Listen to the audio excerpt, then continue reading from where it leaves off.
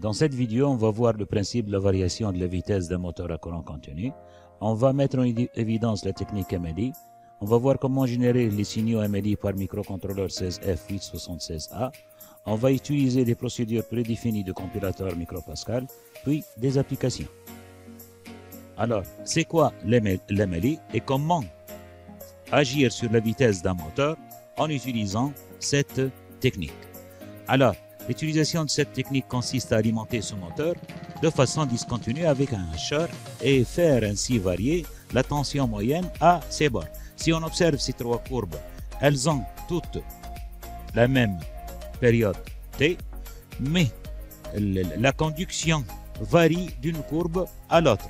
Pour la première, on voit une conduction, la zone assurée ici, à peu près durant le 1/4 de la période. Sur la deuxième, c'est durant le 1/2 de la période. Et troisièmement, c'est un peu le 3/4 de la période. Remarquons que pour chaque signal, nous avons un temps qu'on appelle temps de conduction alpha t.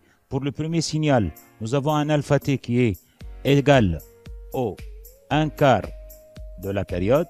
Sur le deuxième signal, le alpha t, c'est égal au 1/2 de la période. Et ici, c'est le 3/4 de la période. Chose qui nous permet d'écrire que le V moyen pour le premier signal, c'est le 1/4 de V max. Pour le deuxième, c'est la moitié de V max. Et pour le troisième, c'est le 3/4 de V max. On peut définir ainsi, d'après ce qu'on vient de représenter, que alpha peut s'écrire sous la forme alpha égale T on. C'est le temps de conduction sur la période totale T. Cette technique est largement utilisée pour faire varier la vitesse des moteurs à courant continu ou pour faire varier la luminosité d'une lampe ou d'une diode LED. Dans la suite, on va voir comment faire varier la vitesse d'un moteur à courant continu avec un PIC 16F876.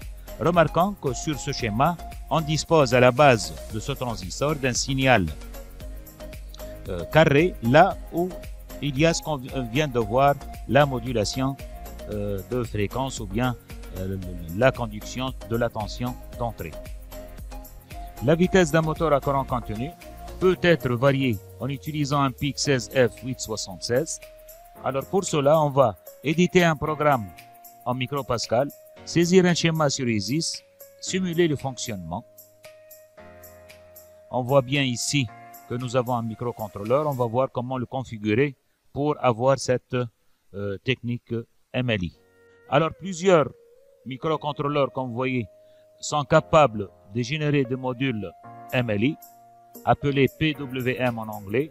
Les microcontrôleurs de la famille 16F87X, tels que le 16F876A, possèdent deux sorties en PWM, notées CCP1 et CCP2. Ce CCP, ça signifie capture compare PWM.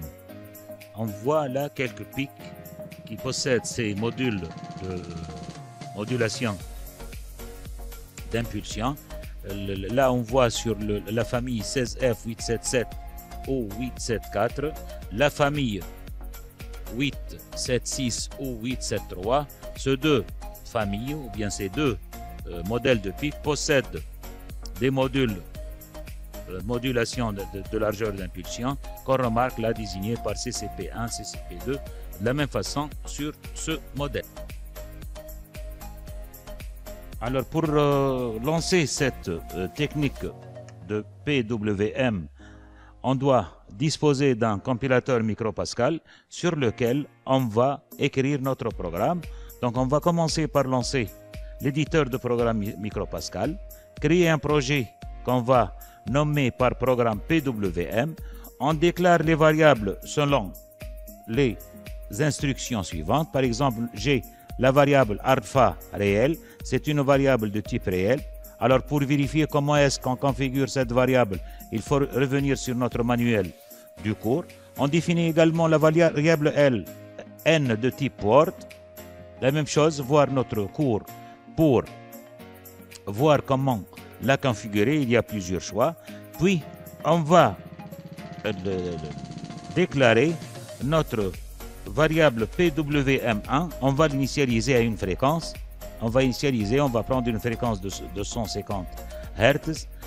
On va initialiser ce module PMW, choisir une fréquence de 150 Hz.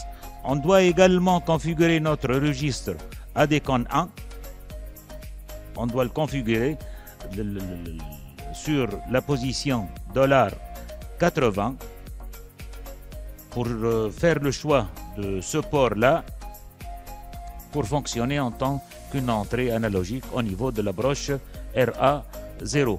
On doit démarrer notre module avec l'instruction PWM start, puis le programme principal qui commence toujours par while true do, c'est une boucle infinie, et on va écrire ces trois petites lignes là, le ADC read, lecture de la tension sur le canal 0, puis le alpha, c'est un calcul entre n et un nombre écrit sur 8 bits et un nombre écrit sur 10 bits. On va calculer la valeur du rapport cyclique alpha, puis on va voir la variation du rapport cyclique selon alpha avec cette instruction PWM set.do alpha, et puis bien sûr le 2end pour clôturer notre programme. On passe maintenant pour voir le schéma sur ESIS. Remarquons qu'on on attaque le RA0 par une grandeur analogique à l'issue de la variation de la résistance d'un potentiomètre, donc c'est un montage potentiométrique, et on attaque notre moteur sujet pour lequel on va faire varier la vitesse à partir du module CCP1, comme on a dit tout à l'heure, qui permet la modulation de la largeur d'impulsion. On va vérifier pour quelques valeurs de alpha. Nous avons vu que le temps de conduction alpha t, on va prendre dans ce premier exemple un alpha de 25% qu'on va préciser ici. Le potentiomètre indique 25%. On voit en sortie un signal d'entrée, la sortie CCP1. On voit un signal carré là de période t, mais on voit la conduction uniquement pendant un quart de période. Voyons que cette période compte 4 carreaux et la conduction se fait au niveau d'un seul carreau. Deuxième exemple, je vais considérer alpha égal à 50%, c'est-à-dire je vais prendre la moitié de la commande. Je remarque également que j'ai une période toujours de 4 carreaux et mon signal ne paraît que pendant 2 carreaux, c'est-à-dire que la conduction se fait moitié-moitié. On a bien 50% de la tension. Troisième exemple, je prends alpha égale 75%. Je vois mon signal à la sortie. Si je prends une période là, toujours de 4 carreaux de largeur, je vois que la conduction est bien visible sur le 3/4, c'est-à-dire sur 3 carreaux. Finalement, et pour terminer, je prends alpha égale 100%, c'est-à-dire que je prends la totalité du signal.